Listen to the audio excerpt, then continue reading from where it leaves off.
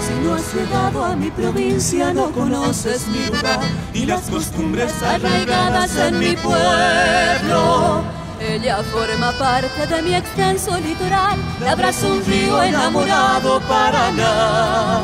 Encontrarás la mano amiga, el mate amargo y el chipá. Viendo el plano de Corrientes, prácticamente lo único que le falta es el Banco San Miguel para que sea Asunción, ¿verdad? Que te invita a compartir sus bellas playas empedradoras a ti.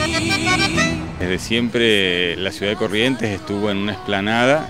Hoy está el puente donde es la fundación de la ciudad Playa Arasatí. Entra, compañero, te acompaño a disfrutar de esta tierra que te vas a enamorar. En Valle Paricó, el Yucuá Pechamigo, algunas cosas salteadas más o menos, no es muy seguido quedando.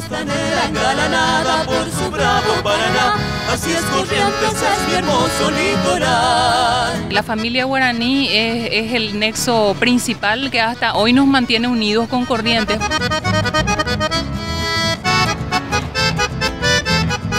La gente tenía problemas en Paraguay y venía a Corrientes, y los correntinos tenían problemas en Corrientes y iban a Paraguay. Y hay una colectividad paraguaya muy importante acá. Nosotros tenemos una cultura casi paraguaya en muchas cosas. Encontrarás la mano amiga, el mate amargo y el chipá. Los carnavales que en febrero resplandecen. Y un verano ardiente que te invita a compartir sus bellas playas empedradoras a ti. Sí o sí tienen un vínculo con Paraguay, ya sea su madre, su hija está allá. Cuando capto la onda en la madrugada, suelo escuchar la radio de Asunción. Y sentirás a tu alma vibrar con su ritmo, llámame cero. La gente es muy parecida y muy amable como también es nuestra gente, ¿verdad? Paraguay y Corrientes tienen lo que vos decías hoy, la misma arquitectura, el mismo clima, la misma forma de hablar. Compañero, te acompaño a disfrutar de esta tierra que te vas a enamorar. En Valle Paricó, el Yucuá Pechamigo.